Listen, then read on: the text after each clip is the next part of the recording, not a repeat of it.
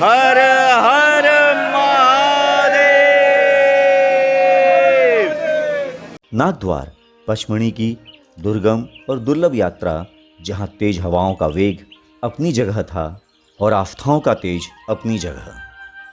हम अपनी पदयात्रा के प्रथम दिवस काजरी तक आ पहुंचे थे। काजरी एक बहुत ही सुंदर और अद्वितीय निवास स्थान है, जहां हजारों भक्त रात्रि विश्राम के लिए रुकते हैं।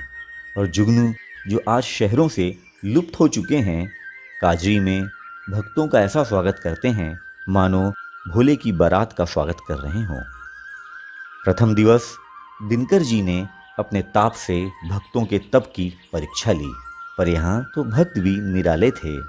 किसी के पाँव में पादुका थी तो कोई नग्न पैरों से गर्व के साथ पदयात्रा कर रहा था।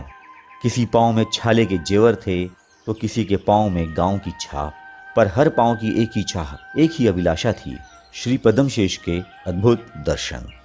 इन भक्त की भक्ति को प्रणाम कर हमने भी अपनी पदयात्रा को अग्रसर किया। ऐसा लग रहा था मानो हम एक ऐसे भावलोक में प्रवेश कर रहे हैं जो आज से पता नहीं कितने वर्ष पहले का है। स्वर्ग द्वार और चिंतामन महादेव हमारी पदयात्रा के अगले अलौकिक पड़ाव थे। जिस तरह अमरनाथ में हिम पहाड़ों में शिव पार्वती जी की आकृति उकेरती रहती है, वैसे ही नागद्वार में सतपुड़ा के हर पर्वत श्री पद्मशेष की अनुभूति कराते रहते हैं।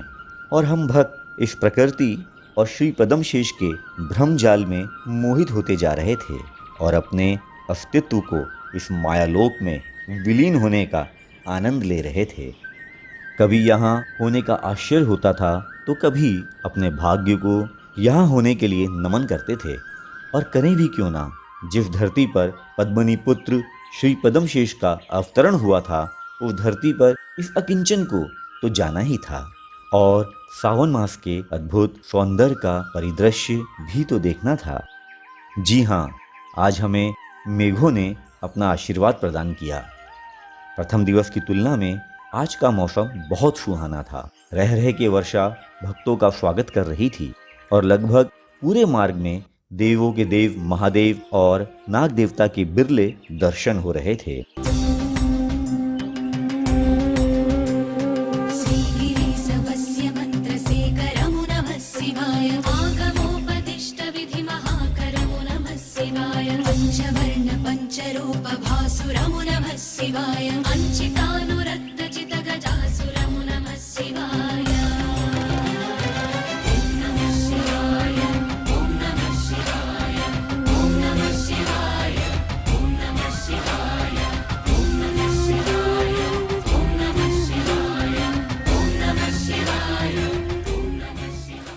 घने जंगलों को चीरकर गुफाओं में महादेव के दर्शन करना अपने आप में रोमांच था।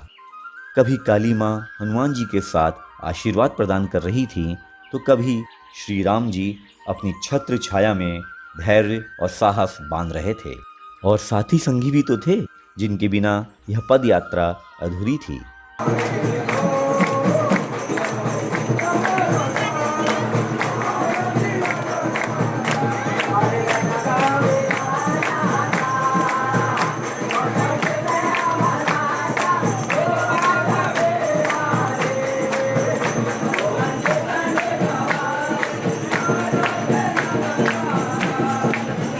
हम नाचते गाते नदी नालों को पार करते धीरे धीरे स्वर्ग द्वार की ओर अग्रसर हो रहे थे। कठिनाइयां अपने चरम पर थीं। उस पे वर्षा ने मार्ग को जटिल कर दिया था, पर संकट तो सामने तब दिखा जब खड़ी पहाड़ी पर लोहे की लंबी सीढ़ियां दिखीं। हिम्मत करके चढ़ना शुरू किया, पर हर क्षण यही डर था कि ये सीढ़ियां स्वर्ग तक ना ले जा लें। पर महाकाल की कृपा से कुशलतापूर्वक हमने यह जटिल कठिनाई को भी पार कर लिया। स्वर्ग द्वार दूर कहीं दृष्टिगोचर होने लगा था।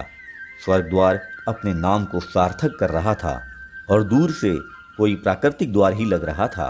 अद्भुत गुफा रूपी द्वार अपनी सहजता को आज भी यथावत स्थापित किए हुए था। स्वर्ग द्वार में भी एक गुफा के भीतर दर्शन बहुत ही अनोखे होते हैं। यहाँ पर थोड़ी थकान को मिटाने के बाद हम चल दिए अपने अगले पड़ाव के लिए। चिंतामन महादेव। एक ओर पहाड़ों की चमक थी तो दूसरी ओर गहरी खाई, और अब पैर कहाँ रुकने वाले थे। थोड़ी ढलान थी, पर यह आनंद भी बहुत समय तक नहीं रहा और इस पद यात्रा की कठिन, दुर्गम और दुष्कर चढ़ाई आरंभ हो चुकी थी। थोड़ी देर की पदयात्रा करने के बाद अब दूर से पीले नीले तंबुओं के पार पर्वतों की गोद में चिंतामन महादेव के दर्शन होने लगे थे। यहाँ के दर्शन करके मन शांत हो चुका था, थकावट कहीं दूर टहल रही थी। जिस संकल्प के साथ हमने नागद्वार यात्रा का आरंभ किया था, वह चिंतामन महादेव के दर्शन करके संपूर्ण हो चुका था। पिछले वर्ष हम काजरी से ही लौट गए थे, पर इस वर्ष श्री पद्मशेष की कृपा से हमने स्वर्ग द्वार और चिंतामन महादेव के भी दर्शन कर लिए। यहाँ से पद्मनी माँ के मंदिर का भी मार्ग है, पर हमने यह निश्चय किया अब भजियागिरी होते हुए यात्रा को समाप्त किया जाए। हमने पुनः अपनी यात्रा को भजियागिरी के लिए अग्रसर किया। कल जहाँ हम पानी को तरस रहे थे, आज श्री पद्मशेष जी की कृपा से कई बार वर्षा मिली और नदी नालों को भी पार किया। आज छोटे छोटे झरने भी हमें यात्रा के अंत में पुरस्कृत कर रहे थे।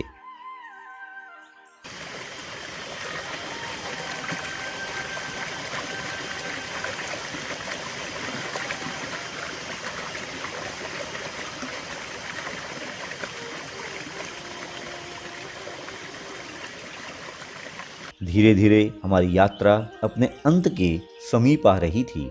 यहाँ की शुद्ध हवा, जंगल का अपनापन, पर्वतों का अनूठा प्यार कहीं शहर की चहलकदमी और ऊंची ऊंची आवाजों में खो न जाए, यह विचार के साथ पता नहीं कब भजियागिरी आ गया। यहाँ हमने भोजन ग्रहण किया। कैसा लग रहा खाना? मस्त एकदम, मजा आ गया सर। मजा आ गया। मैं तो बना के भी आया सर रोटी। मैं सर कैसा था खाना? बहुत बढ़िया खाना था। मक्के की रोटी है, सरसों का साग, मजा आ गया भाई साहब। सर चूल्हे पे सिका हुआ। बहुत शानदार, बहुत शानदार, बहुत अच्छा खाना था। मजा आ गया भैया, मजा आ गया। आप क्या कहना चाह रहे हैं? पता नहीं इस जंगल के स्वादिष्ट भोजन का स्वाद अब कहाँ मिलेगा। अब तो प्रतीक्षा रहेगी अगले वर्ष की। श्री पद्मशेष की कृपा से अगले वर्ष भी हमारे यहाँ आने की कोशिश रहेगी। भोजन ग्रहण करने के बाद हमने अपनी यात्रा को फिर आरंभ किया। धूपगढ़ आके जिप्सी ली और अपनी बस पर विराजमान होकर चल दिए अपने घर की ओर। बहुत सा आशीर्वाद और दोस्तों के साथ कुछ खट्टी मीठी यादें लेकर इस यात्रा को प्रणाम किया। यहाँ नागद्वार यात्रा का समापन होता है। अगले भाग में हम पचमणी की एक और पद यात्रा करेंगे, चौरागढ़। एक अनुरोध, पचमणी की इस अनोखी यात्रा में साथ चलें और साक्षी बने एक अद्भुत, अद्वितीय और अविस्मरणीय अनुभव का। जय श्री पद्मशेष। हरिहर हरिहर हरिहर।